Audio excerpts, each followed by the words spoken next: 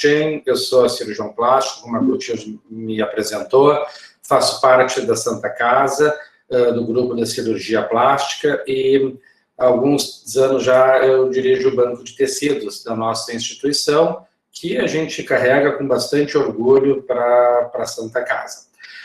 O objetivo hoje da conversa com vocês é explicar um pouquinho o que é transplante de pele e as nossas grandes perspectivas, que é o uso da membrana amniótica como um substituto da pele.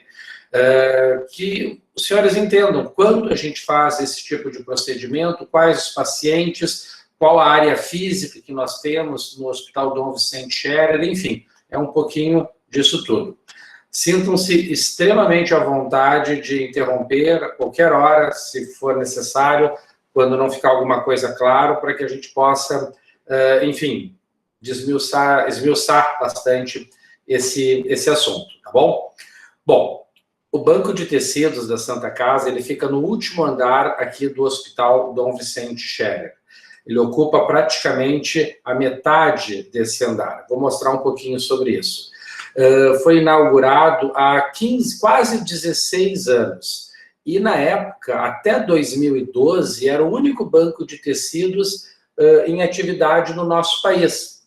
Nesses 7 anos, muitas coisas aconteceram e a gente teve a oportunidade de ensinar outros grupos de outros estados a abrirem seus bancos de tecidos. Hoje, o Brasil conta com 4 bancos de tecidos. Em São Paulo, no Rio... Um minutinho, Shen, se tu pudesse... Oi. Ah, está sendo gravado. Está sendo gravado, desculpe. Tá bom. Tá bem? Tá. Bom, então, só recapitulando, nós temos hoje no Brasil 4 bancos de tecidos. O nosso é o mais antigo, tem um em São Paulo, que foi inaugurado em 2012, em Rio de Janeiro, em 2013, e no estado de Curitiba também, e no estado do Paraná, na cidade de Curitiba, em 2016, se eu não me engano.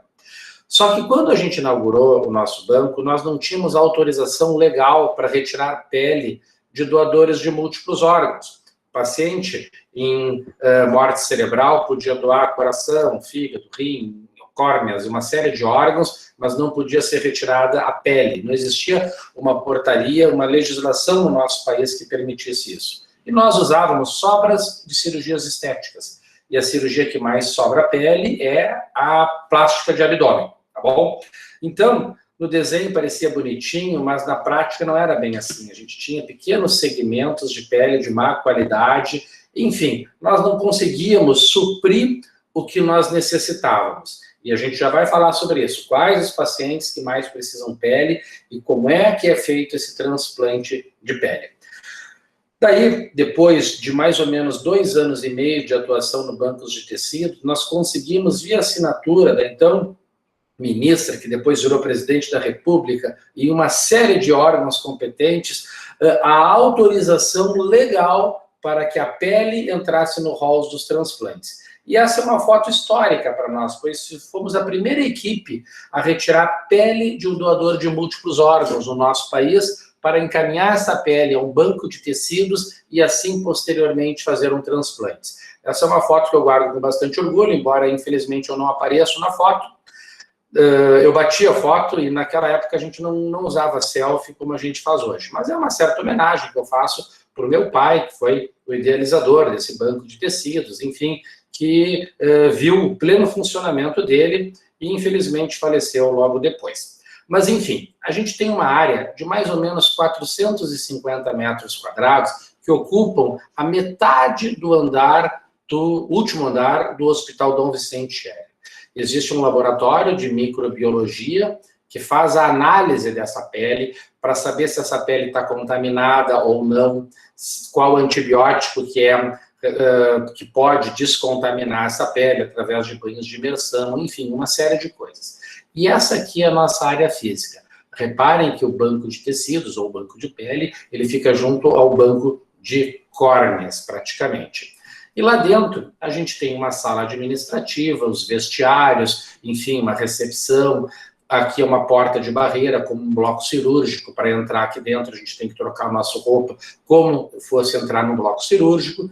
As salas de armazenamento, de processamento, salas de isolamento celular, sala de cultivo celular, tudo isso arquitetado como a antecâmara, enfim, com diferença de fluxo laminar, diferença de pressão. Existe um cuidado muito, muito grande em toda essa estrutura física que a gente tem para poder desempenhar esse tipo de função. Então, antes de dizer o que a gente faz, como é que se processa a pele, como é que se capta a pele, eu gostaria de mostrar um pouquinho da nossa área física. Essas aqui são as nossas ilustrações, essa é a antecâmara, aqui são as capelas de fluxo laminar contínuo, onde se faz a limpeza desses tecidos e por aí vai.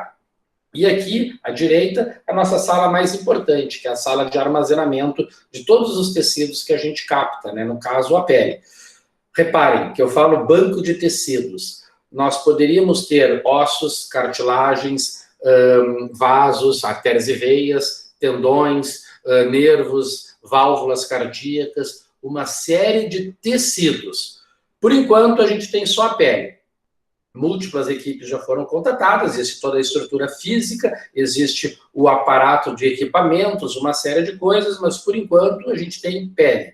Talvez mais adiante banco de ossos, bancos de válvulas cardíacas, enfim, uma série de coisas que podem enriquecer muito toda essa estrutura que a gente tem complexa no último andar do Dom Vicente. Bom, enfim, vamos começar. O que é um banco de tecidos? O que a gente faz lá? Nós, basicamente, captamos a pele de doadores de múltiplos órgãos, pacientes já em morte encefálica.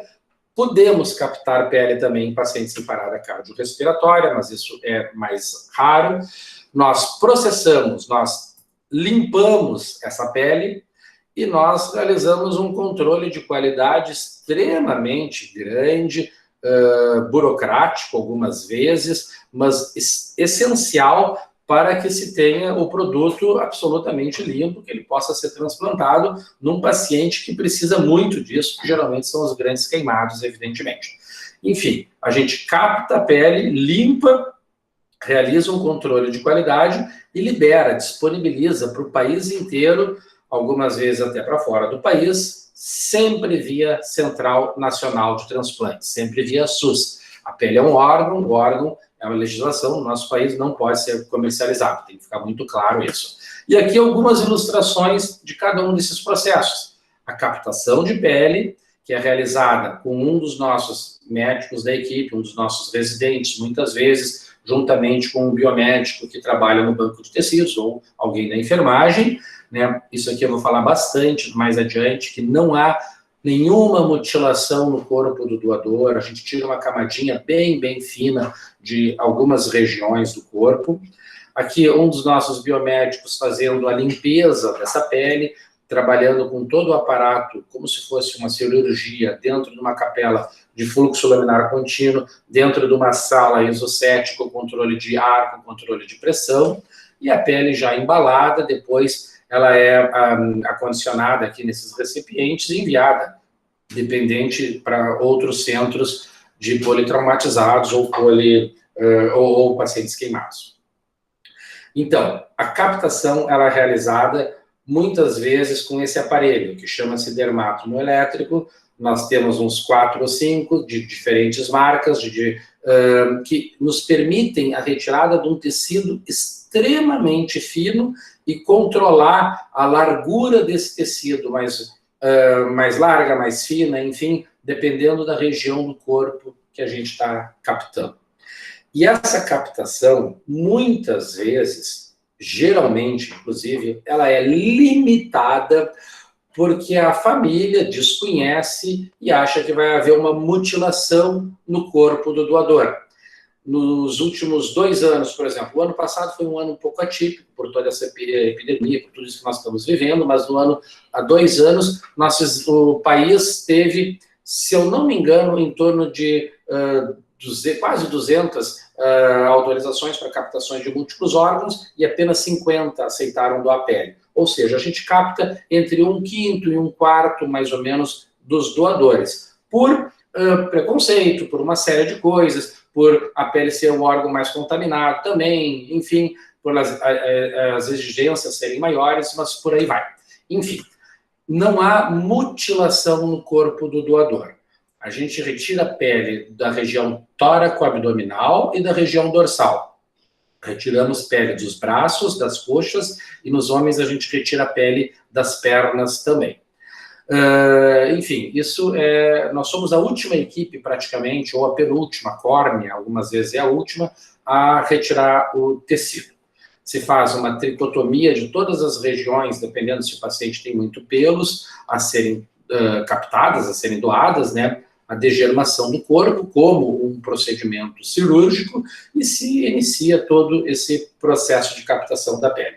Aqui tem um vídeo extremamente curto, onde um dos membros da equipe está fazendo a antisepsia, se coloca os campos, regula o dermato elétrico e retira camadas. Nesse caso, está retirando da coxa e pode ser retirado de todas essas regiões: tórax, abdômen, dorso, coxas e braços, tá bom?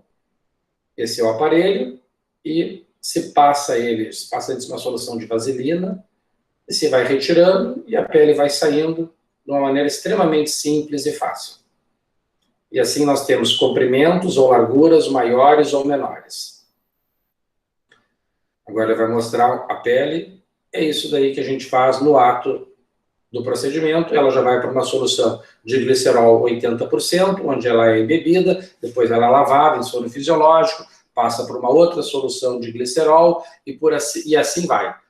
Aí começamos a segunda etapa, que é o processamento, que é a limpeza desse tecido. Esse processamento é realizado pelos nossos biomédicos, se realizam geralmente em 3 fases, onde se retira um pequeno fragmento dessa pele, se faz a cultura disso para saber se ela está limpa ou não, se ela contaminou, se ela contaminou para qual germe, e o antibiograma para saber quais antibióticos são sensíveis a esse tipo de contaminação, e assim se faz os banhos de imersão.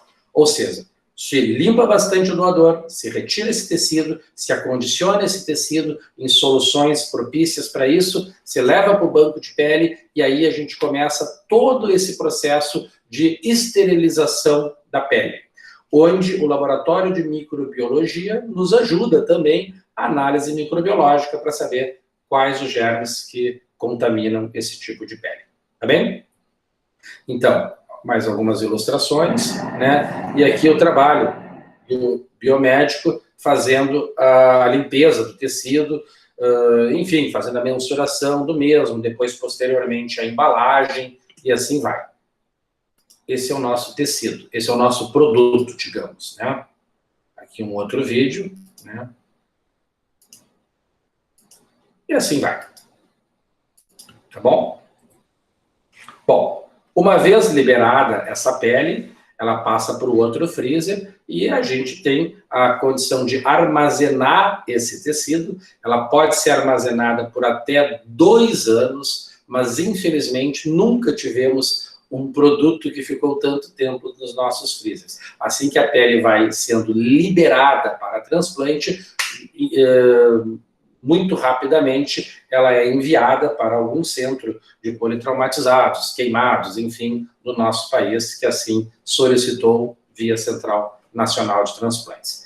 Existe uma regulamentação, uma fiscalização extremamente forte e intensa nos bancos de tecidos, enfim, todos os órgãos competentes para isso, é evidente, do Sistema Nacional de Transplantes, Ministério da Saúde, de Vigilância Sanitária, enfim, para ver se cada protocolo está sendo realizado, se todos os nossos arquivos estão de acordo, enfim, para dar seguimento, né, a esse tipo de atividade. Enfim, alguns dados, assim, não gosto muito de falar sobre isso, mas nos últimos 12, 13 anos, nós conseguimos enviar pele para mais de 370 pacientes no nosso país, e 2 ou 3 casos para países vizinhos. A pele doada, a gente usa como unidade o centímetro quadrado. Nós já produzimos quase 500 mil de centímetros quadrados de pele, e já a média de pele doada de centímetros quadrados por envio, ela fica em torno de mais ou menos 31 mil. Enfim, é mais ou menos assim que se calcula. Algumas cidades aqui do nosso país que nós já tivemos a oportunidade de doar pele para o norte, para Porto Velho, enfim, é evidente que eixo Rio, São Paulo, Minas é onde mais se envia, para o Nordeste e para todos os estados aqui do Sul, múltiplas cidades do Rio Grande do Sul. E para a gente ter uma ideia, né, os bancos de tecidos espalhados pelo mundo, existem inúmeros bancos, a Europa toda ela capta a pele e manda para o Euro Skin Bank, que fica nos arredores de Amsterdã. Lá eles fazem todo esse preparo da pele tudo e enviam para todos os centros. Os Estados Unidos têm banco em praticamente todos os 50 estados, a Argentina tem 5 bancos, Colômbia tem, nossos pequenos países aqui da América do Sul tem bancos de tecidos também, e o Brasil conta com apenas 4 bancos de tecidos. Alguns dados também de produtividade, né? Enfim, a gente envia em torno entre 40 e 50 envios por ano. Mas vamos falar agora de cirurgia, né? Quais são os pacientes que mais se beneficiam com isso?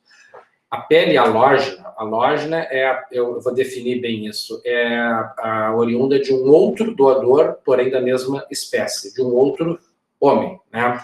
Funciona como um curativo biológico temporário. Nós não usamos, nesse caso, em nenhum tipo de imunossupressor.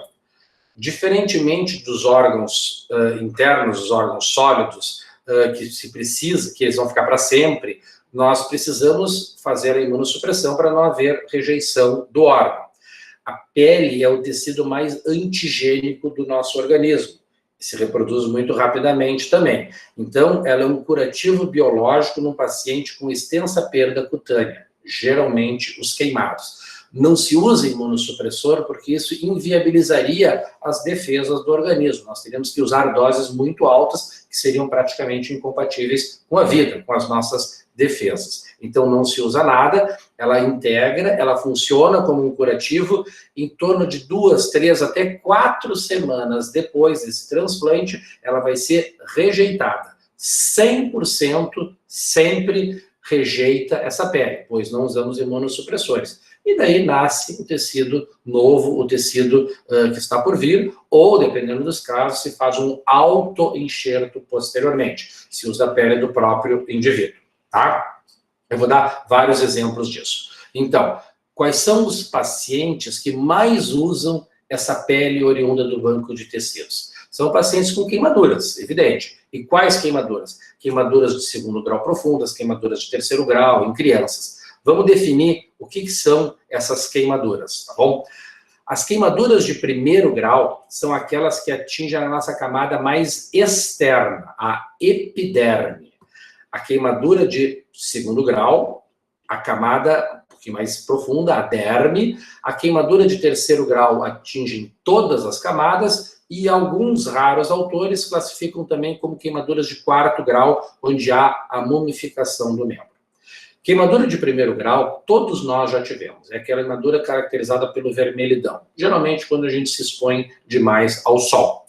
Qual a característica dela? É a dor, muita dor. E como é que se trata essa queimadura? Além de analgésicos, com hidratação. Seja via oral, tópica, ou se o indivíduo dormiu no sol, até uma reidratação endovenosa, algumas vezes pode ser necessária. Então, analgesia e hidratação. As queimaduras de 2º grau, também todos nós já tivemos em menor ou maior extensão. Elas são caracterizadas pelas bolhas. Essa queimadura atinge a camada um pouquinho mais profunda, a derme. Ela pode ser superficial, pode ser profunda e por aí vai. Também dói bastante. E como é que se trata a queimadura de 2º grau? Se fura ou não se fura a bolha? Bolha a gente chama de flicter. Depende, cada caso é um caso, não existe uma regra para isso, o importante é manter a ferida limpa. Se for uma queimadura de 2º grau extensa, como essa, numa criança vítima de escaldamento, necessariamente a gente tem que levar para a gente tem que levar para o bloco cirúrgico para fazer a limpeza desse tecido. Aqui embaixo, se nós deixarmos assim, certamente vai contaminar, vai cicatrizar de uma maneira estranha, ruim, com retrações, vai levar mais tempo. Tem que ser feita a limpeza desse tecido, o mais precoce possível. E isso eu não consigo fazer ambulatorial, no meu consultório, não existe nenhuma possibilidade disso. se seda essa criança num bloco cirúrgico, se faz a antisepsia e se faz a limpeza de tudo isso daqui. Esse paciente não vai precisar nenhum transplante, não vai precisar enxerto, não vai precisar absolutamente nada. Esse paciente cicatriza por segunda intenção, por si só. A própria pele do indivíduo, depois de algum tempo, vai se regenerar e vai cicatrizar. Mas as queimaduras podem ir se aprofundando cada vez mais e podem acarretar em morte tecidual. Morte tecidual é necrose. Aqui um exemplo extremamente sério de morte tecidual, né? A criança teve uma queimadura muito extensa e necessita, evidentemente, a retirada do tecido morto e a cobertura o mais precoce possível, o mais cedo possível.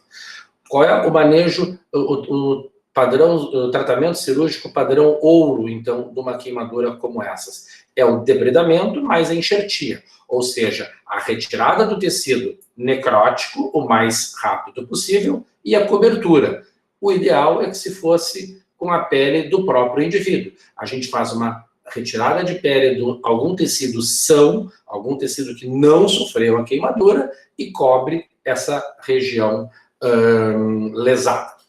Mas as queimaduras de terceiro grau, elas podem ser extremamente extensas, ou seja, profundas, acarretar morte tecidual e numa grande superfície corporal. São pacientes extremamente graves. São pacientes onde, se a equipe que está manejando não tomar uma decisão rapidamente, esses pacientes não têm absolutamente nenhuma chance de sobreviver. Esse tecido tem que ser debridado, tem que ser retirado rapidamente, até sangrar, até ter tecido são embaixo, e essas feridas, elas devem ser cobertas. Só que eu não tenho pele sã suficiente desse indivíduo para cobrir toda essa área lesada. Imaginem essa paciente que sofreu queimadura tóraco-abdominal, em todo o membro superior, membros inferiores, queimadura dorsal, parte da face, tem pouca pele sã para poder cobrir. São esses os pacientes extremamente graves, é evidente, né? Que mais se beneficiam com o transplante de pele. Aí que eu quis chegar, por isso que eu dei toda essa volta, desde os pacientes com queimaduras de primeiro grau do sol, a bolha, que é a flectena do segundo grau, a necrose do terceiro grau, e o terceiro grau extremamente, com uma superfície grande, extensa, que não tem pele sã para ajudar. Então, a gente faz o debridamento, a retirada, e cobre com a pele oriunda do banco de pele, oriunda de um outro indivíduo da mesma espécie. Isso é um enxerto, é um transplante de pele. Enxerto de pele halógena, tá bom? Aqui um outro indivíduo, exemplos, é o que não falta, né? Queimadura de terceiro grau, uma criança, queimadura de toda a região dorsal, mais couro cabeludo, enfim, são pacientes graves, né? Extremamente graves, que requerem um tratamento imediato. E, evidentemente, como todos os outros pacientes politraumatizados, tem que manter a vida, as funções e os aspectos físicos e estéticos sempre que possível. E os nossos grandes desafios é, sem dúvida nenhuma, manter o equilíbrio desse paciente e a disponibilidade de cobertura para minimizar ao máximo, né, as retrações e tirar o paciente dessa, fazer com que o paciente sobreviva. Nesse meio, a gente usa muito, o paciente fez um autoenxerto seguido de um aloenxerto. Existe a chance de fazer um xenoenxerto. Que palavras são essas? O que é isso tudo? Né? Vamos tentar definir de uma maneira bem simples. Autoenxerto é quando a gente usa a pele do próprio indivíduo.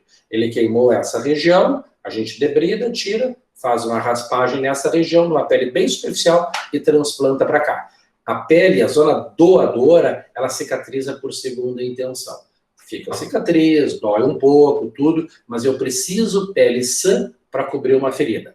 Toda ferida aberta, maltratada, ela vai contaminar. E se a gente puder enxertar, a gente tem chances de fazer reconstruções muito melhores, tá? Então, autoenxerto é usar a pele do próprio indivíduo para ele mesmo. Isoenxerto não se usa muito, em gêmeos geneticamente idênticos é muito complicado, é muito difícil. Aloenxerto é toda a pele do banco de tecidos. A gente retira a pele de uma pessoa e enxerta na outra pessoa. essa pele, evidentemente, ela é tratada, tudo aquilo que a gente falou no início, limpa, etc. e tal, armazenada, mas se tira de um indivíduo e se usa em outro indivíduo. E, atualmente, se está falando muito em xeno-enxerto, que certamente os senhores já ouviram falar, da tilápia, a pele de tilápia. Esse é um estudo, posso até no final da aula, não é o foco hoje, falar bastante sobre isso, de um grupo 100% brasileiro, de Fortaleza, chefiada pelo Dr. Edmar Maciel, um grande amigo, que está dando uma alternativa na escassez da pele, na escassez de fazermos um halo-enxerto, usarmos uma outra alternativa. Só fazendo um parênteses, nos anos 80, enfim, não é que quando a fiscalização não era muito rígida, quando a fiscalização não era muito necessária na época pré-HIV, não existia tantos testes assim, tanta preocupação de contaminação de um paciente ou não. E se usava muitas vezes de maneira heróica a pele de rã, a pele de lagarto, pericárdio bovino, inúmeros outros animais, já se fez isso, esses transplantes para salvar aquele indivíduo que tinha uma superfície corporal extremamente grande exposta. Eu entrei na faculdade no final dos anos 80, em 1989, me formei em 94, na Fundação também, Universidade de Ciência e Saúde, então Fundação, e ouvia muito meu pai, os colegas deles, falando dos transplantes xeno-enxertos que eles faziam naquela época. Depois, com a entrada do HIV e de tantas outras doenças, com a preocupação da contaminação, e reparem, isso não faz muito tempo, não. 30 anos a gente está falando, para a história da medicina é um período extremamente curto. Todo esse rigor de testes, de sorologia, tudo, ficaram extremamente complexos. Tudo isso que se fazia de uma maneira heróica e arcaica não existia mais. Se tirava a rã, limpava, lavava e enxertava. Era assim que funcionava naquela época. Hoje existe um controle de qualidade muito, muito rígido, graças a Deus, com a nossa proteção, onde esse grupo está usando a pele de tilápia como um substituto da pele. Mas a gente tem uma alternativa também, que é o uso da membrana amniótica. A membrana é o envoltório da placenta, do feto, que depois que a criança nasce, ela é descartada em 99% das vezes. É um tecido extremamente compatível com a pele, que pode ser usado como um substituto cutâneo. Já falo sobre isso aí também. Mas as nossas alternativas ao transplante, fugiu aqui, peraí. Voltou. São materiais aloplásticos, né? Materiais da indústria farmacêutica. Só que a gente sabe que a pele sintética é extremamente cara. Ela praticamente inviabiliza hoje um transplante de pele. O xeno-enxerto, que eu acabei de falar, e o halo-enxerto, né? É a nossa solução.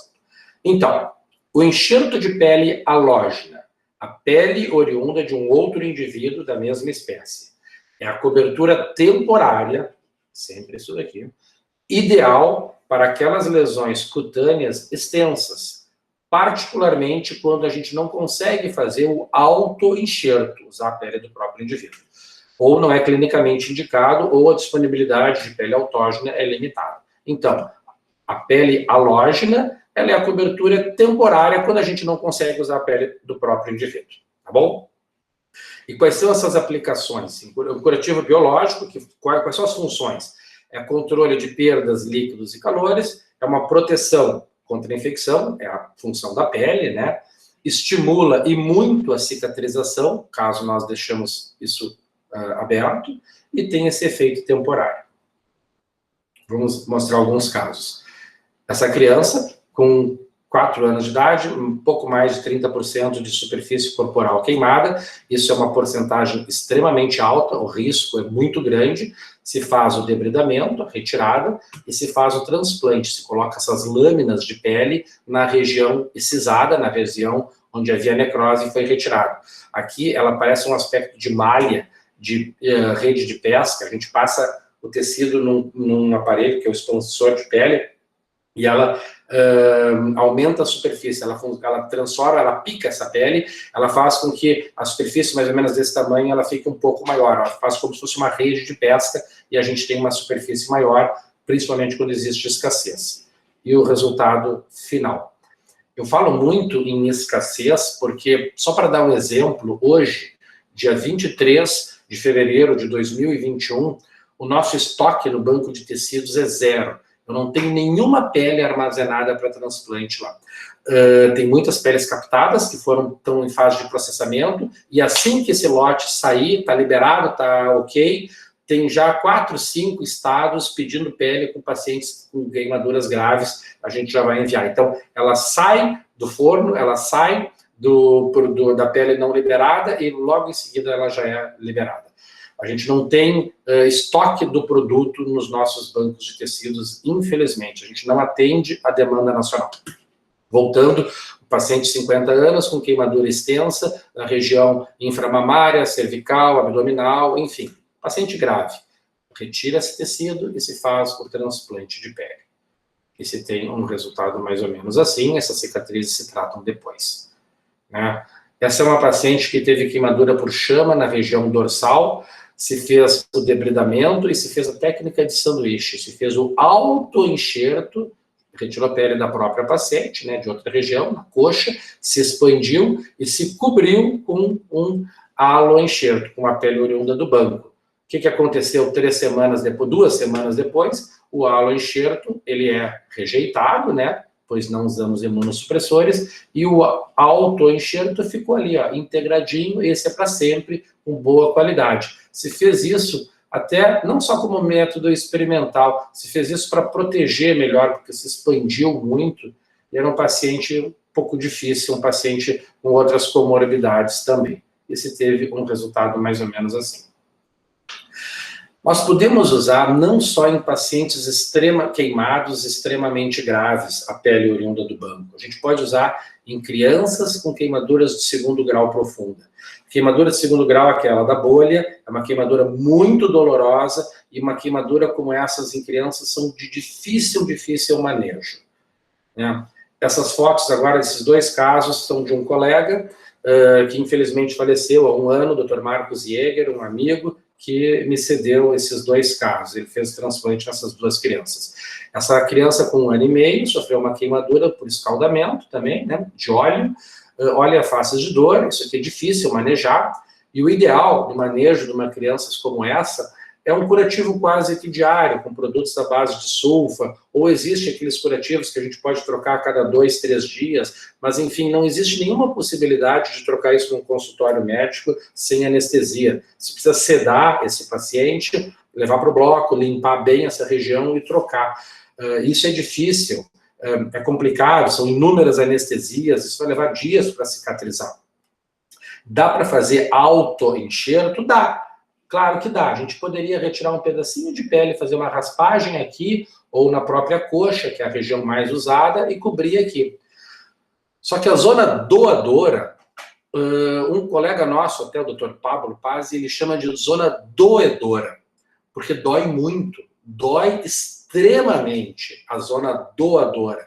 E esse nome, zona doedora, de dor, é extremamente adequado. Imaginem, nós já temos um problema grande, retirar a pele de outra região para cobrir aqui uma criancinha de 1 aninho. É complicado, é difícil, vai aumentar a dor, é tudo complicado, mas é a técnica a mais adequada. Mas por que a gente não pode fazer isso? Ó? Limpar bem a zona lesada e fazer um transplantezinho de pele. Uma cirurgia, 20 minutos de procedimento, sutura, deixa ali, esquece. Daqui a 2 semanas isso aqui começa a desgrudar, sair, nesse caso aqui durou até um pouco mais, e a gente tem esse resultado posteriormente. Ou seja, se conseguiu tratar uma lesão sem os métodos tradicionais do autoenxerto através de um transplante de pele numa criança. Vocês podem me perguntar, mas não tem muita pele, está faltando, não tem que guardar para os pacientes com queimaduras de 3º grau? Sim, é mais uma coisa que a gente pode discutir, já se discutiu isso em inúmeros congressos, agora fóruns, enfim, etc e tal. Mas eu usei tão pouquinho, né? Tão pouquinho, que não vai diminuir muito o meu estoque no banco, e ajudei muito, né, uma criança de 1 aninho. Outro caso, outra criança de 1 ano, vítima de escaldamento também. Isso é uma queimadura dolorosa, uma queimadura difícil, vai levar para cicatrizar. E também, esse caso também é do Dr. Marcos Jäger, né, fez o autoenxerto. Desculpa, o transplante de pele, e cicatrizou tudo por segunda intenção. Ok? Só mostrei pacientes queimados. Vamos só mostrar 2 pacientes não queimados também, que podem se beneficiar com transplante de pele. Eu gosto sempre de mostrar esse caso, é um caso antigo, tem mais de 10 anos, uma criança que internou no Hospital da Criança Santo Antônio, com necrose de couro cabeludo, paciente séptica, em mau estado geral, enfim, uma série de coisas. Se nós fôssemos usar o membro inferior como zona doadora de pele, nós teríamos que tirar a pele circular de praticamente os 2 membros inferiores dessa criança. Foi feito o debridamento, notem, né, 15 anos, faz mais tempo ainda. Mas é um caso que teve foi muito bom. Esse caso foi apresentado em congresso e foi premiado, inclusive foi um caso que teve uma repercussão muito grande, tanto no congresso da SBCP, da Sociedade Brasileira de Cirurgia Plástica, quanto na Sociedade Brasileira de Queimaduras também. Se fez o debridamento, zona cruenta, leito receptor apto a receber tecido. Olha só, notem, 2006, antes daquela lei lá, dos primeiros slides lá de 2008, pele grossa, pele de origem de restos de plástica de abdômen, né? Se usou o grampeador, o stapler, né? Se cobriu, ela vai rejeitando à medida que os dias vão passando, e depois se faz o autoenxerto com a expansão, se retira um pedacinho bem menor de pele, né? Mas entre esse período da primeira cirurgia, do transplante de pele, para a segunda cirurgia, esses 30 dias, a criança saiu do tubo, saiu da sepse, saiu da UTI, dobrou o peso. É um paciente com um risco muito menor do que aquele primeiro paciente. Esse é um outro paciente que nós recebemos no Hospital de Pronto-Socorro de Porto Alegre, paciente politraumatizado, atropelado, biamputado, colostomizado, séptico, enfim, paciente jovem, né, 12 anos, e extremamente grave. Se precisava fazer a cobertura dos membros. Um ato cirúrgico de não mais do que 15 minutos, se fez a limpeza dos cotos, se introduziu a pele e alguns pontos, ou pode grampear também, né, usar o stapler para cobertura. Funcionou, aderiu, tudo. Em poucos dias foi rejeitado e houve a reepitelização do próprio indivíduo, né? Não precisou um segundo tempo cirúrgico, o paciente se salvou, saiu dessa. Para falar sobre membrana amniótica, eu preciso falar brevemente do que aconteceu no nosso estado há 9 anos. Há 8 anos, a tragédia da Boate Kiss, todos os senhores sabem, a gente não precisa nem falar sobre isso, 242 mortos, 690 feridos, dos quais 90 precisavam de UTI. Nessa época, nos ligou gente de todos os bancos de tecidos, de muitos lugares do mundo, nos oferecendo pele e membrana amniótica. Assim como nossos, nem todos tinham estoque suficiente, alguns tinham estoque zerado praticamente, mas queriam ajudar. Sabia? Imagina, 690 queimados, 90 precisando de UTI. A direção da Santa Casa, assim como inúmeros colegas com uma força-tarefa, aceitou, né? E, apesar do Brasil ainda não ter uma regulamentação, não ter uma legislação que permite o uso da membrana amniótica de caráter emergencial, se aceitou vir toda essa membrana desses países. A poeira baixou, 4, 5 dias depois, essas queimaduras eram inalatórias, né? Esses jovens, eles não sofreram, muitos deles, queimaduras cutâneas extensas, eles sofreram inalação. Muitas mortes, quase todas, foram pela inalação daquele gás lá, enfim, da espuma do que tinha lá. Mas as queimaduras cutâneas eram pequenas. Fizeram 8 a 9 transplantes de pele, apenas uma paciente, infelizmente, não resistiu, veio a falecer, uma moça de 20 anos, e todos os outros sobreviveram, foram transplantados e seguiram, com lesões graves, lesões extensas, mas sobreviveram. Mas 8 é um número muito pequeno para 690 queimados. Então, por isso que muito tecido sobrou. E o Sistema Nacional de Transplante, juntamente com o Ministério da Saúde, na época, nos autorizou a armazenar esse tecido excedente que nós recebemos. Claro, a gente não tinha ideia no dia da tragédia o quantos queimados nós iríamos precisar. Estocar esse tecido e usar em novos queimados, em futuros queimados, em doar assim que possível. E assim a gente fez. e assim a gente conseguiu usar em 34 pacientes aqui no Rio Grande do Sul, transplante de membrana amniótica. Todos tiveram excelentes resultados, eu vou mostrar alguns para vocês, e aí então nós começamos um trabalho para tentativa de legalização do mesmo. Então, essas membranas usadas são membranas que vieram para nós, para o Brasil, na época da tragédia da Boate Kiss. A membrana amniótica, quase sempre depois do nascimento, ela é descartada. Em menos de 1% se usa para algum estudo.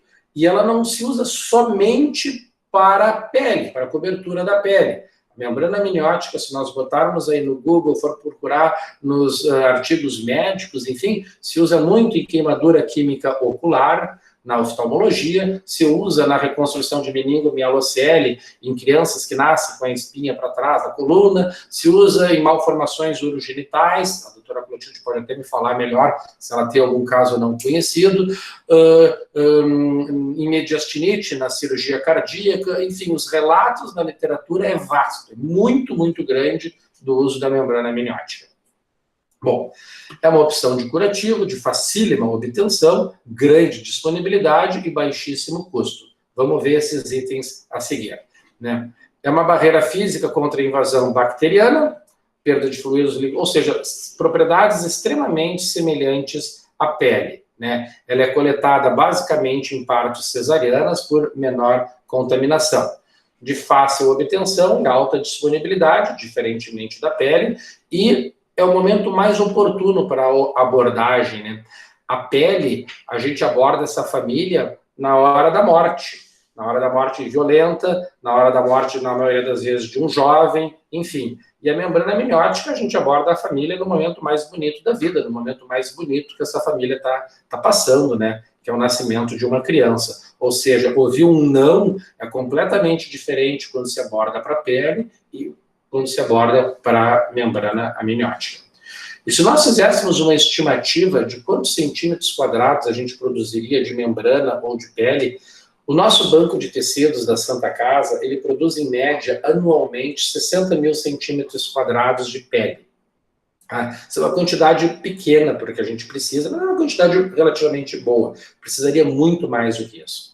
Se nós usássemos apenas a membrana oriunda da maternidade da Santa Casa, esquece as outras tantas maternidades que existem na cidade, esquece as demais estados, somente na maternidade da Santa Casa, somente os partos cesariana, tirando todos aqueles grupos de risco que não passaram no controle pré-natal, tirando as crenças religiosas, que também são um número significativo, nós produziríamos anualmente 6 milhões de centímetros quadrados de pele, ou seja, 99% a mais. Nem teria tanta necessidade assim, mas, ou seja, é um tecido abundante que existe.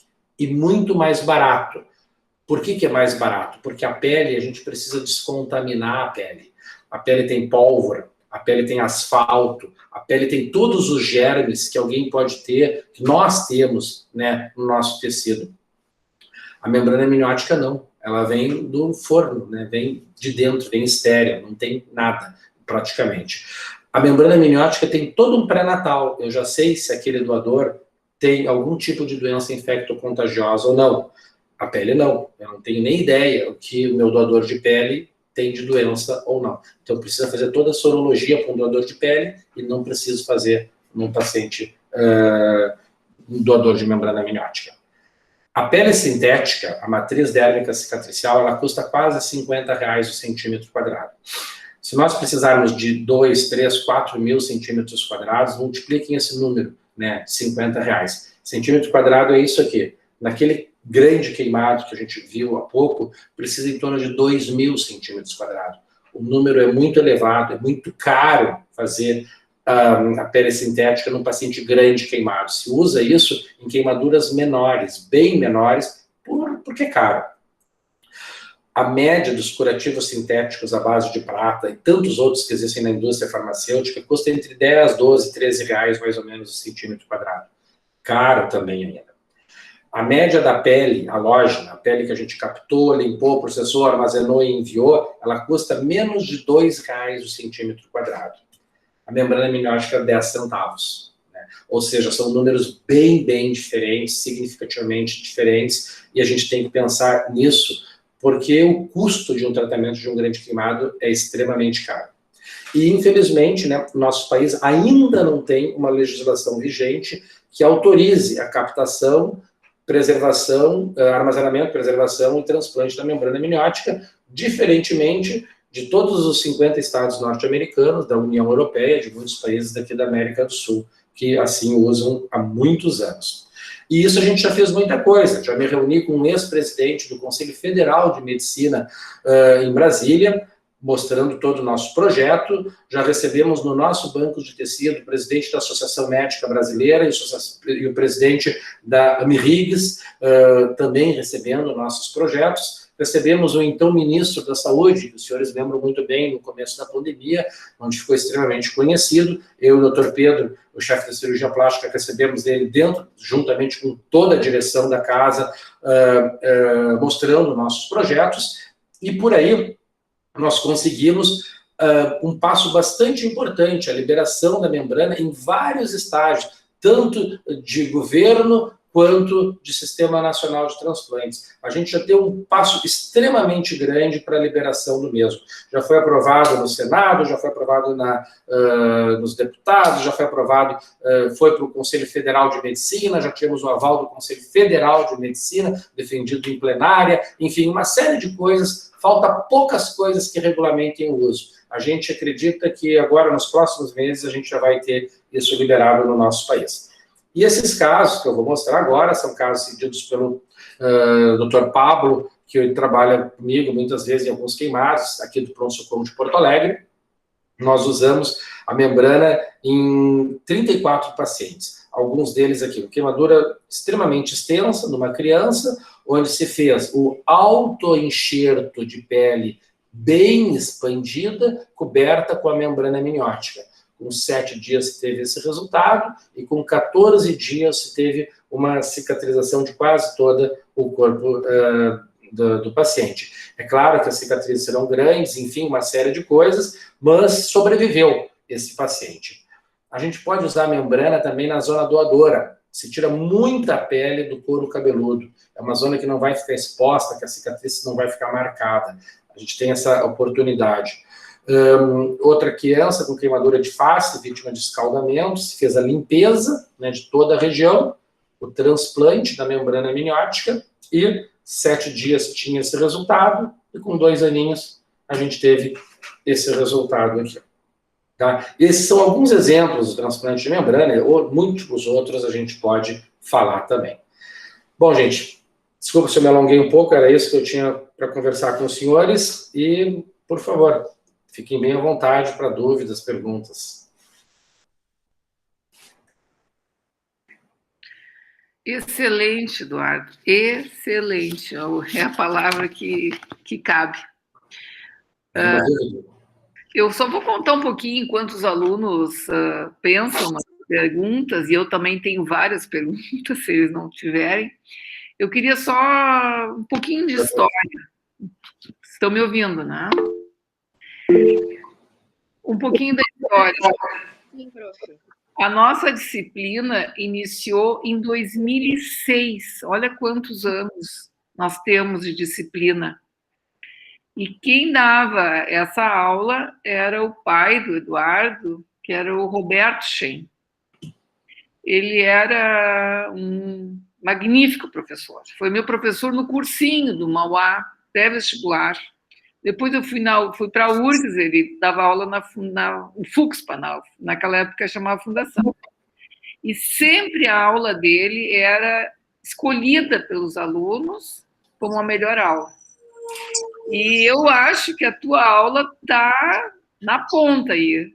Obrigado. Acho que para mim foi a melhor aula. Então, meus parabéns. O Eduardo era recém-iniciando ali, quando o Roberto Schenn nos dava aula, e não deixa, é tão bom quanto a aula do Roberto, nosso saudoso, querido amigo. Obrigado, Cláudia. Muito obrigado. Muito bom ouvir essas palavras. Muito bom. E eu tenho algumas perguntas. Vamos ver se os alunos querem fazer perguntas. Eu queria também uma coisa de história, Eduardo, não sei se eu estava preocupada no início, eu não ouvi, que tu contasse quem é que patrocinou esse banco. Sei, muito bem, claro. Toda a história.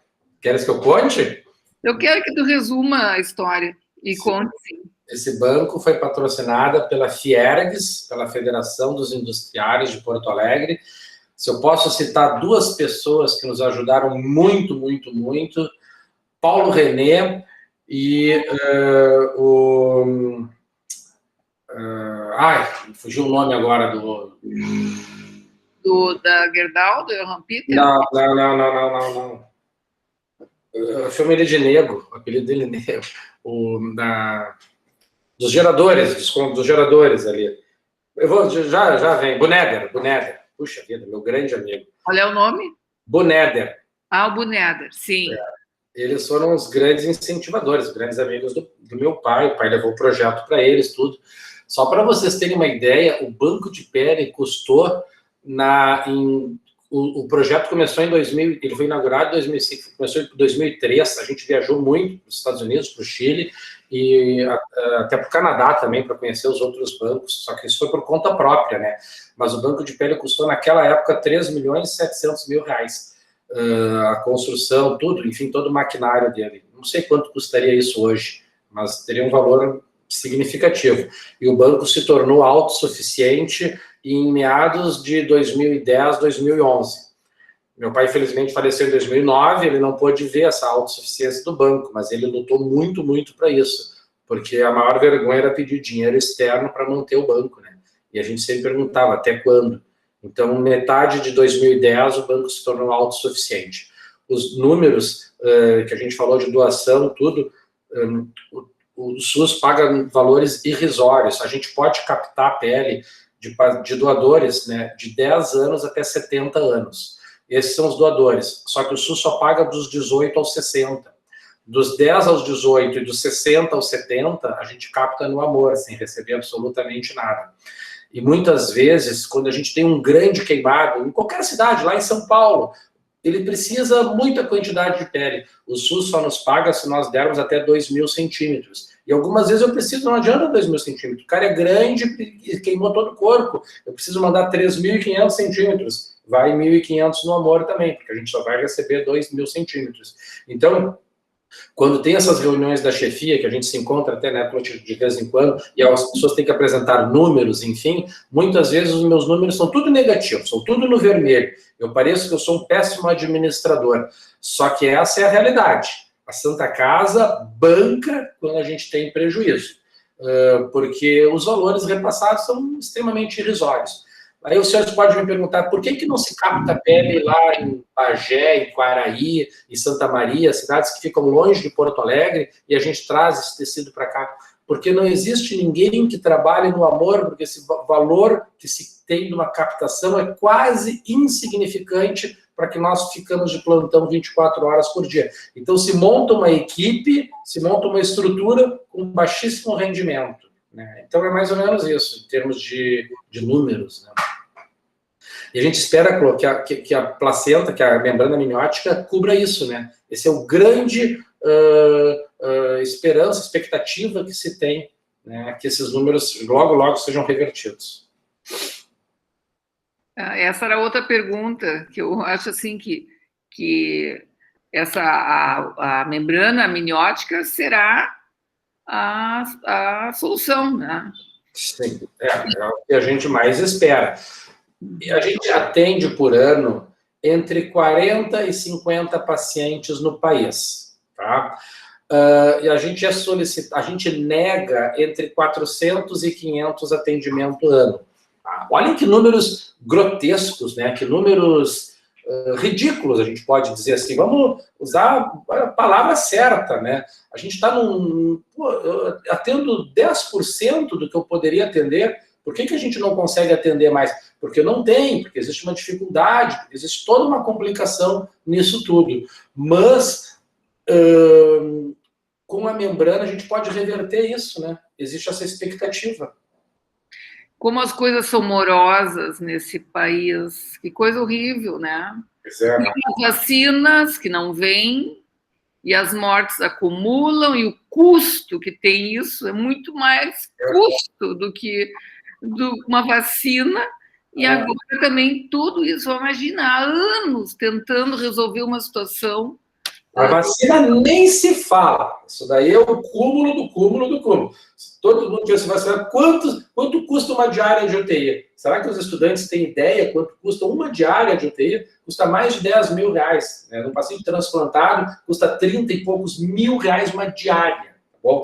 Então, assim, são gastos absurdos, absurdos. Mas, se nós usássemos para tratar esses pacientes queimados, quanto a gente diminuiria de número? Não, e muitas mortes, né, Eduardo? Morte nem se fala, isso é o principal, né? Mas, assim, a gente não está inventando a rota. Eu não estou tendo uma ideia miraculosa em inventar alguma coisa. Eu estou copiando o que os desenvolvidos já fazem. Só isso. A gente está só copiando. Estuda, lê e copia. Só isso que a gente está fazendo. Uma outra questão que eu vou te falar, a última minha pergunta.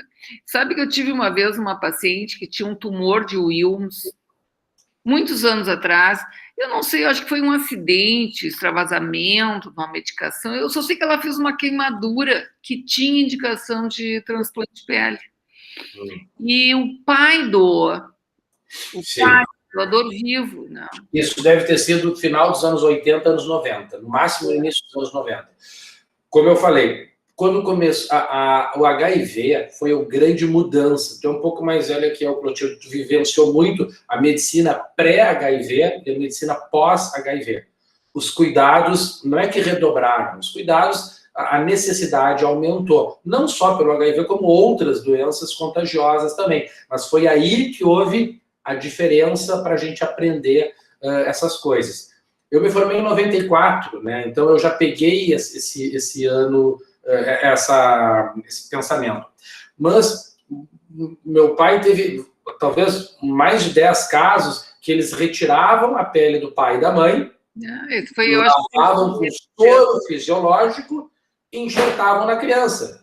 E eu deixo o pai fazendo morfina durante um mês, que vai cicatrizar, vai doer, mas ele se recupera e a gente faz isso para os nossos filhos, evidente. Mas hoje isso é proibido. A gente não pode fazer, porque eu levo no mínimo 40 dias para fazer todas as etapas do processamento para saber se essa pele está limpa ou não, se existe alguma doença contagiosa ou não, e para esterilizar essa pele. E esse período, a criança não pode aguardar esses 40 dias, ela precisa do transplante antes. Então, ou se faz o transplante, ou não tem pele, a gente opta por métodos tradicionais, curativos, à base de prata, curativos à base de gases vaselinadas, autoenxerto e por aí vai. Então tá, mais alguma pergunta? Ninguém que pergunta nada, não sejam tímidos. Eu quero. Então pergunte. Professora, obrigada pela aula. Eu fiquei com uma dúvida. Tem alguma preocupação em usar a pele de um único doador para fazer um enxerto ou usa de vários doadores? A gente não tem como saber. O estoque fica todo junto, geralmente de vários doadores. Né? Não existe a necessidade de saber se é de um ou de outro.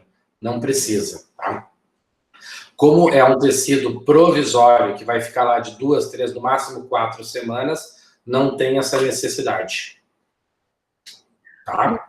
Um outro comentário que eu queria fazer, Eduardo, muito, muito bom esse comentário, é o seguinte, esses alunos estão concluindo e eles têm projetos, eles vão ter que nos apresentar projetos para divulgar doação, educação, desmistificação do processo de doação transplante, e também projetos em qualquer área do transplante que ajudem a comunidade. Então, estão convidados para ir lá no banco, Clô. Hã?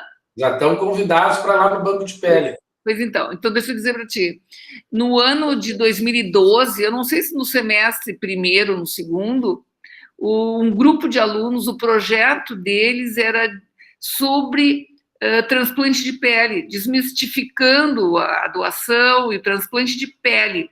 Foi imediatamente antes do acidente da Boate Kiss.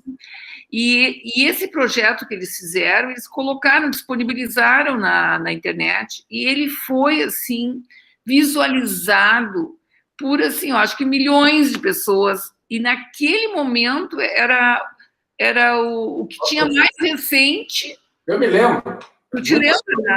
Claro que sim. Né? Teve uns projetos, eu não me lembro qual foi a pessoa, era uma menina, Larissa, acho que era o nome dela. Larissa. Eu nunca mais vi essa moça, não sei que eu deve ter se formado, ela era estudante. Se formou agora. Essa menina aí, o projeto dela, que foi para os Estados Unidos e viralizou naquela época. Foi a partir desse negócio que eles fizeram alguma coisa para nos mandar os tecidos, tudo, foi sensacional. Então, para vocês verem como essa disciplina é importante, e como esses professores que nós temos são maravilhosos, né? Foi nós somos uma formiguinha, não é? Mas, assim, uma formiguinha e vai divulgando, disseminando, e com esses alunos aí que dominam esse campo aí da... Pois é. As ideias dos alunos são sempre muito melhores. Há uns anos atrás, a gente fez um negócio lá no Parcão, ou na Redenção, etc. e tal, e eu fiz isso, foi legal. E daí depois, acho que há uns 2 anos, foi logo antes da pandemia, teve um casal, né? Putz, eu não me lembro o nome deles agora, mas os guris dominavam tudo de internet, de rede social, de não sei o quê, e fizeram uma coisa que teve uma repercussão muito grande. E eu fiquei com eles em babas, gente, vocês... A gente aprende, né? Porque é completamente diferente o foco. E também divulgaram muito trabalho nos negócios de rede. Então, o banco foi super divulgado naquela época. Mas, Clô, olha só, o Banco de Pele ela é da Santa Casa, da instituição. Os alunos têm livre acesso. Quando quiserem, a gente, eu deixei meus endereços ali, o nome, tudo, entre em contato. Se não for eu, tem sempre um funcionário, a gente recebe no banco, mostra. Eu não posso receber todos juntos ao mesmo tempo, tem que ser de 3 em 3, 4 em 4, no máximo 4 pessoas, porque tem que trocar de roupa, enfim, entrar lá, a gente explica, mostra e faz uma coisa mais esmiuçada. Muitos de vocês, quando estão no 4º ano, a gente dava as aulas dentro do Banco de Pele. Agora, claro, mudou tudo, todo mundo se readaptando, mas, enfim, você vai voltar ao normal. Não posso dar uma aula lá hoje para tantos alunos, mas, à medida que o tempo for passando, ou a própria semana que vem, nas outras, a gente pode receber alguns e por aí vai, tá? Fiquem à vontade. Mais alguma pergunta? Eu queria. Posso fazer? Pode. Então, primeiro, eu queria agradecer, né, ao Dr. Chen, maravilhoso ouvir ele falar e a gente se emociona de ver ele falando, dando a aula e falando da Boate Kiss também, né? E então, maravilhoso. Parabéns, doutor, parabéns mesmo. E uma pergunta que eu queria fazer é alguma coisa que o senhor já comentou em relação ao transporte. Por exemplo, no interior do estado, se existe a possibilidade do transplante, né? Do transplante que eu digo da doação, e de pele, e como é que acontece esse transporte até Porto Alegre, e também quando vocês doam para outros estados, se o valor que o SUS paga já está incluído o transporte também? Tá, vamos por partes. Primeiro, essa última pergunta. Para outros estados, sempre existe um documento de referência e contra-referência. Depois de enviada a pele, o transplantador de outro estado, ele nos manda um documento e a gente faz toda essa cobrança via SUS. A gente recebe, sim, no envio. Aqui no estado, nossa equipe faz a captação na Porto Alegre e Grande Porto Alegre. A gente não capta muito longe, a gente não tem equipe suficiente para isso. Uma das coisas que muito nos prejudicou também foi um terrível acidente aéreo que vitimou, acho que 8 jovens, em 2007, 2006, que estavam indo captar pele em Chapecó. Captar pele não, captar coração, fígado, rim, enfim, e faleceram. Foram nossos colegas, a gente lembra muito bem disso. Foi terrível aquilo lá. Isso daí limitou muito, né, a nossa ida a lugares mais distantes. O transporte aéreo está muito restrito, é mais complicado, enfim. E a pele, ela não é tratada muitas vezes como um órgão nobre, como o coração, como um fígado, que precisa ser agora. A pele é diferente. A pele pode esperar, tem uma série de coisas na legislação. Então, hoje, a gente só capta Porto Alegre e Grande Porto Alegre. Mas eu poderia ter múltiplas equipes em todas as cidades, longe de Porto Alegre, captando e mandando para cá. Só que isso a gente já fez inúmeras reuniões com o governo do estado, com a direção da Santa Casa, e o governo nos provou que isso é impossível economicamente. Porque deixar um médico de plantão numa cidade a 500 quilômetros de Porto Alegre, ele tem que ser remunerado. Não pode ser um, tem que ser vários, porque o plantão só pode ter 12 ou 24 horas, etc. Então, hoje fico eu, amanhã fica tu, depois de amanhã fica ele. Todos nós temos que receber, mesmo não captando. O sobreaviso, por uma regulamentação legal, ele é remunerado. Se tu tá de sobreaviso, tu não pode ir numa festa, não pode beber, não pode viajar, não pode fazer nada. Tu tem que ficar de sobreaviso, mesmo que tu não faça nada. E tu tem que ser remunerada por isso. Então, tu imagina montar equipes de médicos, enfermagens, transporte, biomedicina e um monte de coisa em cada cidade.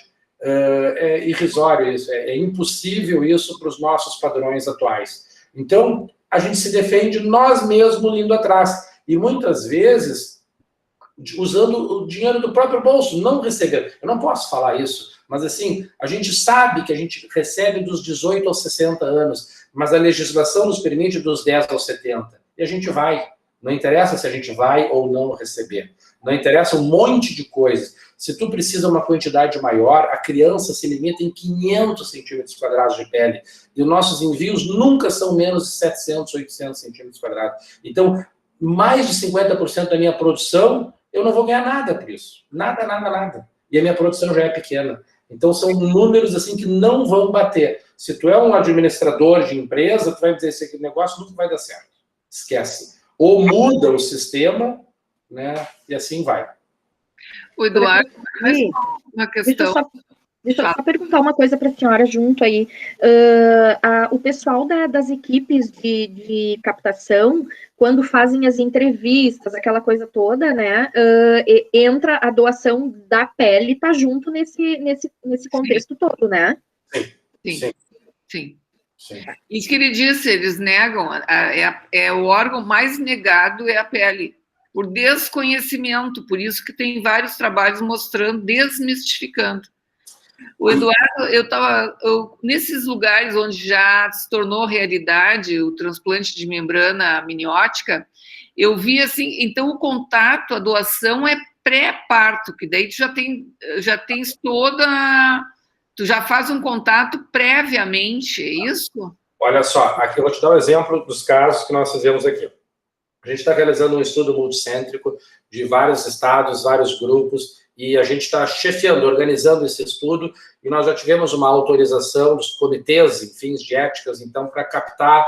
Nós já tivemos 10 captações aqui na Santa Casa. Todos esses grupos, a família, assim, ela é, no pré-natal, ela já é orientada, já é trabalhada. Né? Nas últimas consultas, a gente não teve nenhuma negativa até hoje. E todos querem participar. E alguns, não vai dar para participar porque a senhora já teve contato com citomegalovírus, que não sei o que, não vai prejudicar nada teu filho, mas a tua membrana não pode ser enviada. E eles ficam assim querendo, não, mas eu quero, mas eu não tenho doença, eu não tenho nada assim, mas essa é uma doença infecto-contagiosa que pode contaminar, etc, etc e tal. Então tem um monte de coisas envolvidas que a gente teve que negar, né, e eles querendo doar. Eu ia responder mais uma questão só para ela, me esqueci agora, mas enfim... Sobre as OPUS também, as OPUS... Exatamente. O que a OPUS faz é um serviço sensacional, é um grupo de médicos e enfermeiras que fazem todos esses contatos com múltiplos hospitais, com múltiplas equipes. Há uns 5, 6 anos atrás, eu estava num congresso do Sistema Nacional de Transplantes do Rio de Janeiro, e eu comecei a falar, dei uma aula lá, alguma coisa sobre transplantes, enfim, e eu falei, a parte mais importante é do serviço social que faz o contato com a família, etc e tal. Tinha 300, 400 pessoas no auditório, e uma senhora, na terceira, quarta fila, já 70 e poucos anos, se levantou e começou a aplaudir, assim. Eu estava no microfone, eu tentei dar a volta por cima, conversando, etc e tal, tentei meio que tirar ela. O que essa senhora está fazendo de pé, batendo palma? E ela não parava de bater palma. Daí eu falei, minha senhora, algum problema? Eu falei alguma coisa que não lhe agradou? Me desculpa, tudo. Ela pediu o microfone, né? e disse assim, faz 20 anos que eu frequento esse circo. Já ouvi palestra de todos os senhores. Eu sou a chefa da Serviço Social do Hospital X do Rio de Janeiro. Nunca, até hoje, eu ouvi alguém falar da importância do nosso serviço. Sem nós, nada disso que vocês estão falando aconteceria. Absolutamente nada. Eu disse, poxa, que bom ouvir isso da senhora, mas é a mais pura verdade. Eu, por já trabalhar em 2 pronto-socorros, o HPS Canoas e o Pronto-Socorro Municipal de Porto Alegre, eu já vi muito paciente, muita família de doadores serem abordadas, das melhores e das piores maneiras. Já vi em Canoas, no início, lá, 2010, mais ou menos, chegar a família querendo saber como é que estava o filho, só sabiam que sofreu um acidente de moto, né? E foram abordados assim, escuta, vocês querem doar o coração do filho de vocês? Nem sabiam que morreu, só sabiam que sofreu um acidente. Então, maneiras totalmente erradas, que tem que ser corrigidas, enfim. E a partir daí que se começaram as OPOS, né? Que, poxa, tem ajudado muito, né? A aumentar os nossos números de captações significativamente, né? Mas são histórias de quem trabalha com isso, vai vendo ao longo dos anos, né? As nossas OPs, a maioria são enfermeiras ou médicos, né? Mas são muito importantes e agora são profissionais. Já deram aula aqui também sobre a entrevista. Mas então tá, alguém mais quer fazer algum comentário, uma pergunta? Eu tenho certeza que todos gostaram muito da aula, né? Bom, gente, muito obrigada, Eduardo. Ótimo retorno.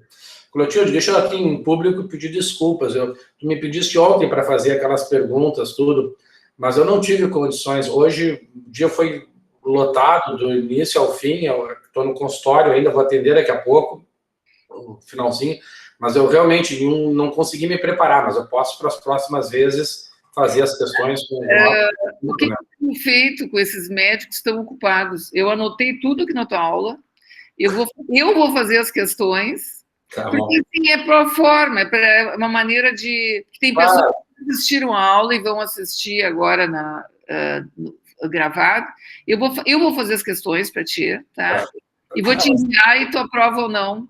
Tá bom, vamos ver se você responde. Ver se vai ser bem respondido. Eu anotei tudo aqui, eu vou fazer as questões, vou te mandar hoje. Isso, mas ontem de noite realmente estava corrido e hoje emendou hoje foi um dia meio... Pode deixar, então vamos te liberar. Muito obrigada, então, Eduardo. Valeu, gente. Se alguém quer ficar mais um pouquinho, o Eduardo, vou liberar sobre mais alguns assuntos aqui da disciplina. Tá? Muito obrigada. Tá, se alguém quiser aparecer lá, por favor, pode entrar em contato, tá bom? Um abraço, gente. Tchau, tchau. Obrigada, doutor. Tchau. Tchau. Não, eu só queria o que eu falei no início da aula, eu gostaria que vocês respondessem ao questionário sobre a disciplina, que é uma colaboração. Vocês viram como essa disciplina é importante, é a primeira vez que a gente faz EAD, e eu gostaria da opinião de vocês, sugestões, o que a gente pode melhorar para o próximo semestre, tá? Então, quem não respondeu, responda, façam propaganda para os colegas para responderem, e a semana que vem teremos mais uma aula, e quem quiser falar visitar o banco de pele, eu acho que 4 é muito, talvez 2 a 2, se inscrevam e se façam contato com o doutor Eduardo Shen. Só para dizer para vocês, ele saiu, o doutor Roberto Shen, ele faleceu num acidente aéreo, aquele acidente da Air France. Ele passou no concurso de professor titular e foi comemorar com a esposa e uma filha, foram um passeio, iam para Paris e depois para Grécia, e morreram no acidente aéreo. Né? Foi eu lembro disso, eu estava no hospital, é horrível, até hoje a gente se emociona só de lembrar, né? Muito triste mesmo. Muito triste. Então tá, pessoal. Alguma pergunta, alguma... Professora, eu fiquei um pouco em dúvida como é que eu faço para entrar em contato com o Dr. Shen. Eu estou assistindo de novo, no primeiro slide está escrito ali o contato dele, tá? Beleza, muito obrigado. Tá bom. Vamos parar a gravação, não sei quem está gravando, vamos parar. Mas então é isso, tá?